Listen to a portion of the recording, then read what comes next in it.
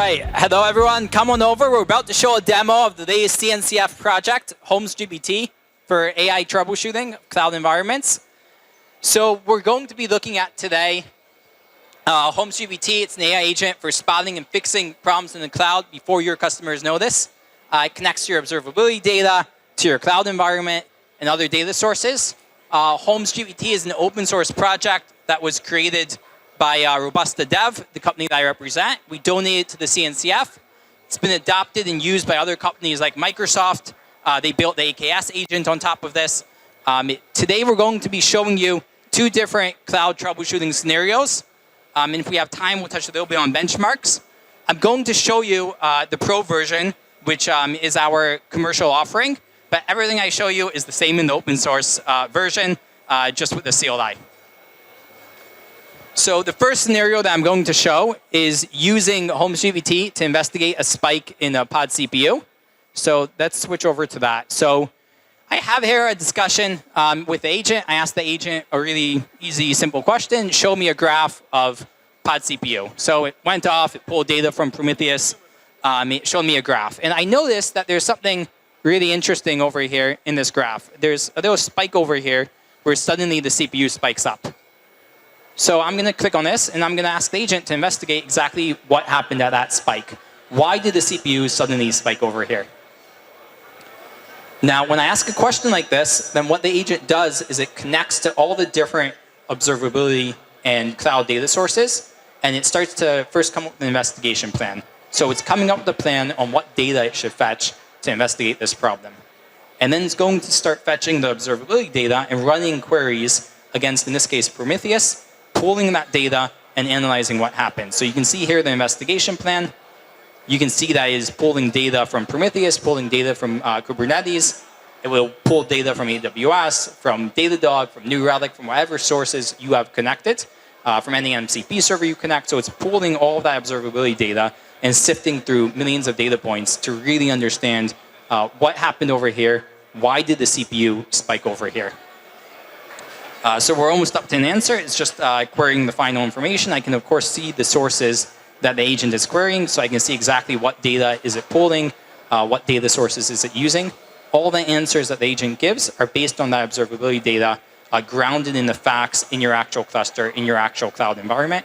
And as I mentioned, here I'm showing an example with Prometheus, but I could just as well show you an example with Datadog, with New Relic, with any other platform. Okay, so it's finished pulling all the data. It's generating a final answer. In just a moment, we'll see exactly why there was a spike in the CPU over here at this point in time. And one of the reasons this is incredibly powerful is because you have a problem in production. Very often, teams tell us, we want to understand, like, is this something I should even look at further? Or is this just a one-time blip? It doesn't even warrant further attention from me. So by using this, I can really quickly triage some of these problems and understand, is this even something that is worth me taking an extra look at or not? Okay, so I'm going to go down, and we have an answer here.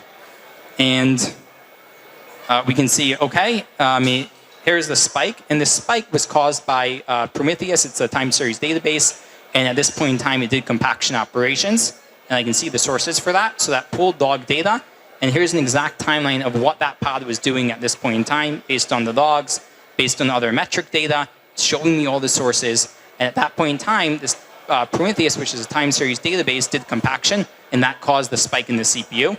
And it's really easy to see, okay, that spike in the CPU is just a periodic operation. It's actually nothing here that warrants further investigation from me. I'm going to go on to a second example in a second. Any questions first? Okay, so let's go to the second example. And just to save time, I'm going to show you something, an investigation I ran in advance. So I have an application, got a report from a customer. This order storage app is not running.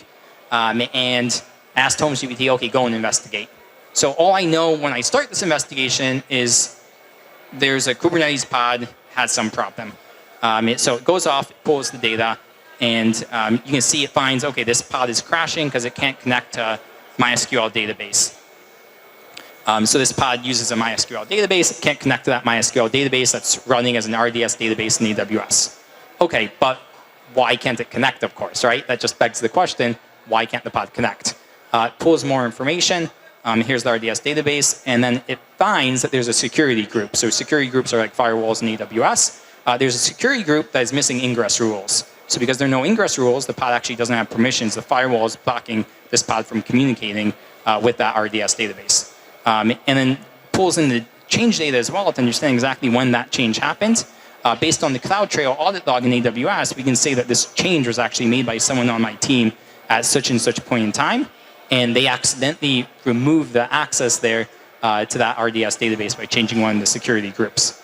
So this is a great example of how you take what is a problem you think is in one area. There's a pod that's not working. Turns out someone on an unrelated team made a change to one of the firewall rules, one of the security groups in AWS, that caused this to stop working. Really quickly, you get to the root cause with something else, with something like this.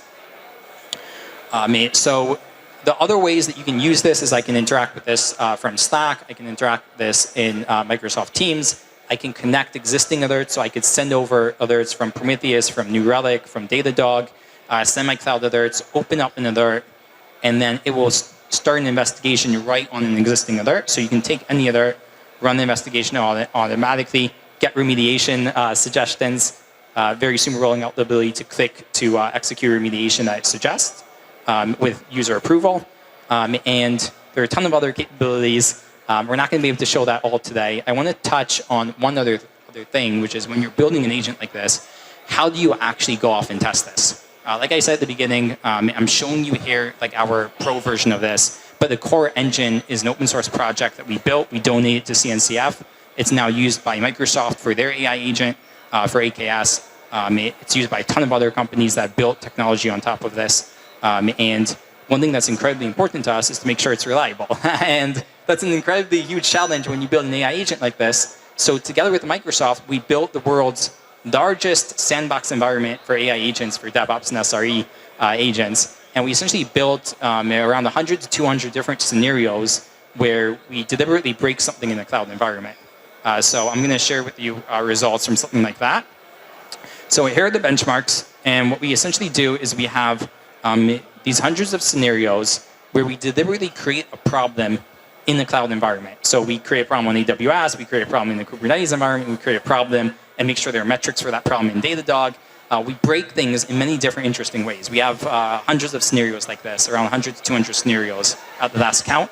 And together with Microsoft, we built this kind of sandbox environment, the world's largest sandbox environment, for breaking problems and then testing the agent on it. One of the interesting things we found, by the way, is that you can't fake it. So we started by faking these problems, and we like tell the agent there's a problem here, and we would like set up a pod that kind of simulated the problem, and then the agent would come back and say, this is a simulated problem. It's breaking because this pod is built to deliberately break things. So we had to move away from that approach, and we had to actually go and really recreate these problems in the cloud environment, because otherwise the agent would catch us and say, no, this is just a test.